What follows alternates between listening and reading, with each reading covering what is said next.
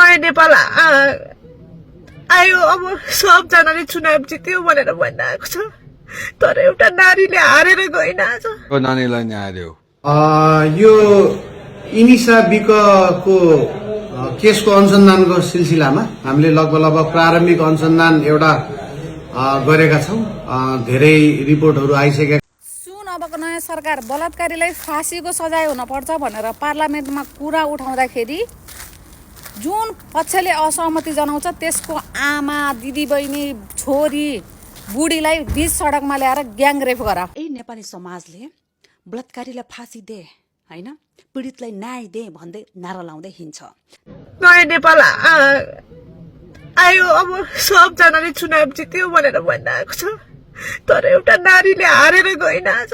चुरखेतमा चाहिँ जुन एउटा घटना घट्यो, जुन इनिसा बहिनीको चाहिँ 4 जना नरपिचासहरूले चाहिँ बलात्कार गरेर चाहिँ जंगलमा फालिएको हैन, सामुदायिक वनमा फालिएको जुन एउटा घटना थियो, त्यो घटनाले गर्दा चाहिँ मलाई यहाँ कति मान्छेहरूले फुलमाला ल्याइदिनुहुन्छ, कति अबिरहरू लाउन खोज्नु भएको छ। मैले आज लाउन लाकै छैन क्या। मलाई यस्तो फिल भइरहेछ नि, त्यो बहिनीलाई यति गाह्रो फिल भइरहेछ भने त्यो जो बलात्कृत भइसकेको जो बहिनी छ, त्यो नि एकजनाले होइन क्या, 4 जनाले। त्यो वनमा उनी कति चिच्चाइ टोला, कति सहयोगको लागि अपिल गरिन,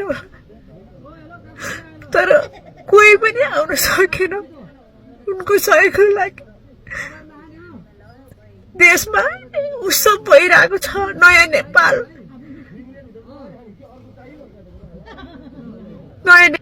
जंगलमा तिनको सास गयो जंगलमा। यस्ता नौरपिशाचहरूलाई चाहिँ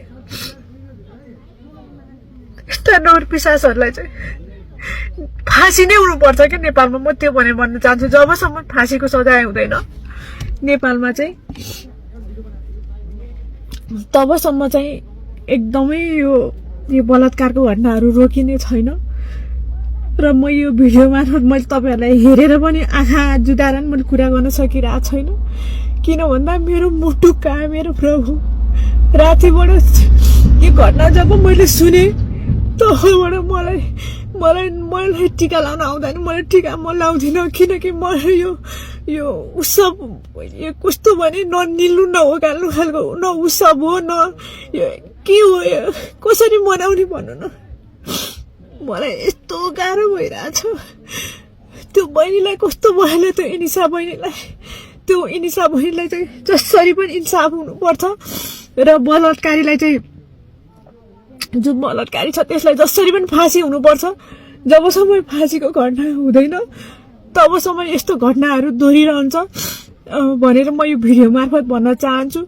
र यो घटनाले यस्तो छेदविच्छेद भएको छ, मलाई यस्तो गाह्रो भएको छ, म आफैलाई मलाई त्यो बहिनीलाई परेको पीडा चाहिँ म आफैलाई भएको जस्तो मलाई फिल भइरहेको छ। यो भन्दा अघिल्लो समयमा पनि निर्मला बहिनीको जुन घटना थियो त्यो घटनाले अहिलेसम्म न्याय पाएको छैन। अब अहिले 17 वर्षको कलिलो बहिनीले उसले जसरी न्याय पाउनु पर्छ र त्यो जो बलात्कारी छ 4 जना बलात्कारीलाई मृत्युको सजाय दिनुपर्छ र तिनलाई चाहिँ फाँसीको सजाय हुनुपर्छ भन्दै म सम्पूर्ण अब बन्ने नेपाल सरकारलाई समक्ष चाहिँ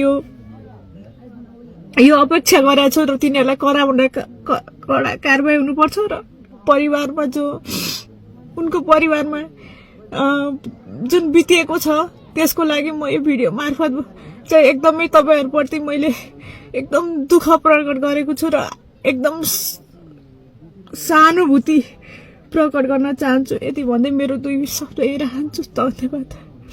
यो बलात्कार हुनुमा चाहिँ बलात्कारीहरूको मात्रै दोष होइन, सिङ्गो नेपाली समाज र राज्यको दोष हो। किन म भन्छु, जब एउटा नारी हाम्रो नेपाली समाजमा बलात्कृत हुन्छन् त्यसपछि मारिन्छ तिनीलाई हैन, त्यतिखेर चाहिँ यही नेपाली समाजले बलात्कारीलाई फाँसी दे होइन, पीडितलाई न्याय दे भन्दै नारा लाउँदै हिँड्छ। त्यस पछाडि अर्को कुनै नारी बलात्कृत हुन्छन् तर तिनीलाई मारिँदैन भने नि बोल्ने हिम्मत गर्छिन् भने नि त्यो नारीलाई यो समाजले बसी खान दिन्न। तँ नै गलत हो, तँ नै त्यस्तो, तँ नै गएर तैँले नै यस्तो गरेको भनेर यो समाजले उठी बास लगाउँछ होइन। अनि यदि कुनै बलात्कार गरेको ठहरेमा होइन कानुनले कटघरामा उभ्यायो भने पनि यही समाजले आन्दोलन गरेर त्यो बलात्कार गर्नेलाई न्याय दे भन्दै त्यो बलात्कारीलाई बाहिर निकाल्ने यही समाज हो।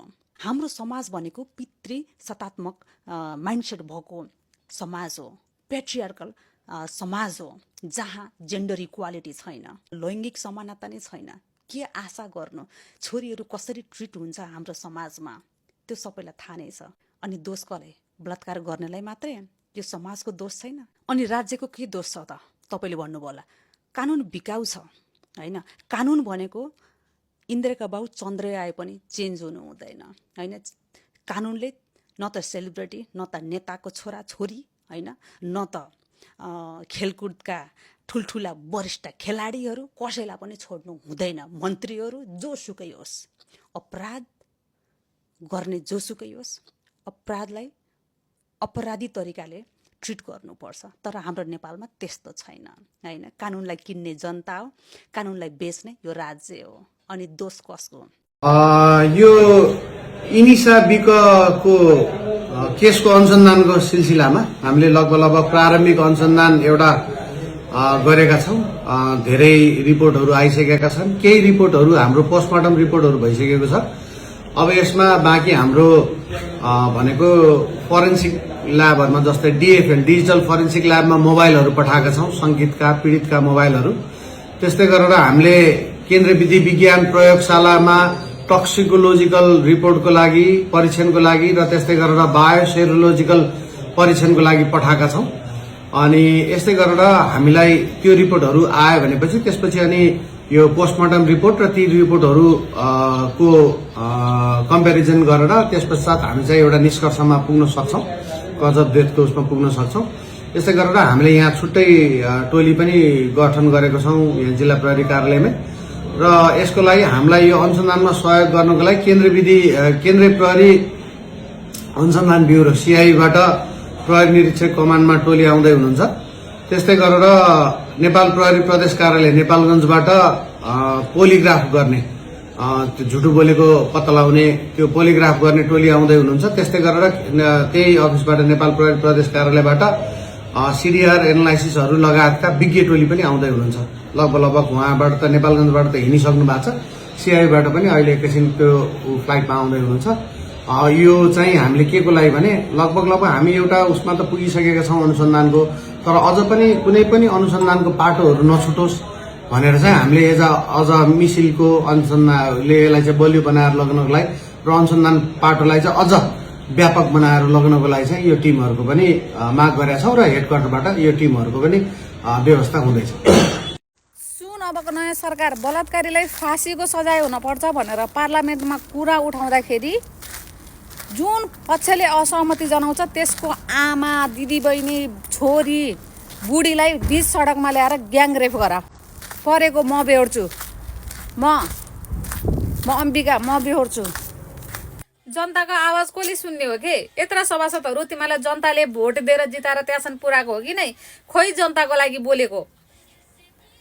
खोइ एक दिन पनि पार्लियामेन्टमा बलात्कारलाई फाँसीको सजाय हुनपर्छ भनेर बुलन्द आवाज निकालेको? खोइ जनताले के चाहेको? हामी जनताको आवाज माथिसम्म नपुग्ने भएर तिमीहरूलाई जिताएर त्यहाँसम्म पठाएको हो कि नै? तिमीहरूलाई धमिराहरू, देशका धमिराहरू, थुइक्क धमिराहरू, तिमीहरूको कारणले कति चेली कति बच्चाहरू बलात्कार भएर मर्नुपर्ने हो अझै पनि नेपालमा। अबको नयाँ सरकार, बालेन सरकार, राजसपा सरकार, अब पनि बलात्कारलाई फाँसीको नियम आएन भने तपाईँहरूको पनि छोरी छ, रवि बालेन तपाईँको पनि छोरी छ। कुन दिन कसलाई कहाँ गएर कुन मोडमा के पर्छ भन्ने थाहा हुँदैन। फाँसीको कानुन मात्रै नेपालमा आउने हो भने नेपालमा बलात्कार भन्ने रोकिन्छ। कहिलेसम्म मर्नुपर्ने हो बच्चाहरू? खै सुरक्षा दिने काम गृहमन्त्रीको होइन, प्रहरी सबै गृहमन्त्रीको हातमा हुँदैन?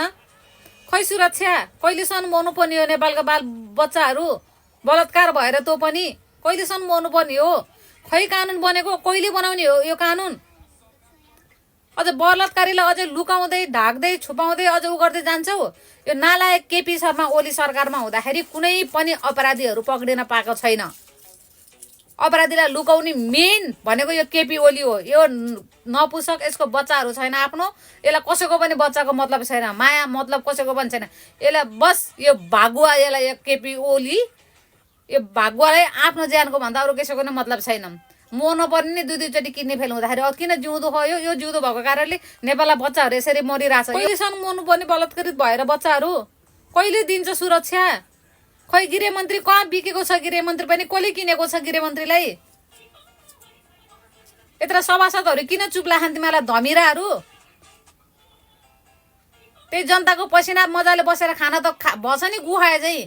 खै कुरा उठाएको अहिलेसम्म सरकारले फर्स्ट प्रायोरिटी बलात्कारीलाई फाँसीको सजाय भन्ने चाहिँ मेन हेडलाइनमा लेखिनु पर्यो। मेन चाहिँ बलात्कारीलाई फाँसीको सजाय भन्ने चाहिँ नियम आउनु पर्यो हाम्रो नेपालमा। नत्र कुनै पनि छोरी चेली आज उसको भयो सर्वसाधारणको मात्रै, खोइ यत्र सभासदको मन्त्रीहरूको बच्चाहरू किन बलात्कृत हुन्छन्, किन मर्दैनन्, किन सर्वसाधारणको मात्रै बच्चा मर्नुपर्ने सधैँ? बलात्कारीलाई लुकाउने, छुपाउने, ढाक्ने केपी शर्मा ओलीको सरकार हुँदाखेरि हो यो सब हुने। यो त चाँडै मरे नि हुन्थ्यो नि। तँलाई नपुसक तँलाई ठिक्क। नानीलाई न्याय देऊ, बालिन शाहलाई भ्रष्टाचारी होइन कि यस्तो चाहिँ प्रेमीलाई मार्ने षड्यन्त्र गर्ने सबैलाई फाँसी देऊ। कानुनमा सक्छ भने परिवर्तन गरेर फाँसीको जबसम्म आउँदैन नि, यस्तो जस्तै निर्मला जस्तो भयो, अब यो नानी जस्तो भयो, धेरै अझ चाहिँ सस्पेन्समा भएको गायब भएको त कति छ। यो नानीलाई दोस्रो निर्मला भन्दा नबनाइदेऊ। यस होइन, दुइटै मेरो चाहिँ बहिनीहरू नेपालको छोरीहरू चेलीहरू हुन् हाम्रो, होइन? हजुर, बालिनको फर्स्ट च्यालेन्ज अरू छोड, सबै यताउता सब छोड, यो चाहिँ तिमीले गरिस् भने तेरो फर्स्ट स्टेप बवाल हुन्छ भाइ, प्लिज गरिदेऊ। यो भिडियोलाई लाइक, कमेन्ट, सेयर अनि च्यानल सब्सक्राइब गरी माया गरिदिनु होला।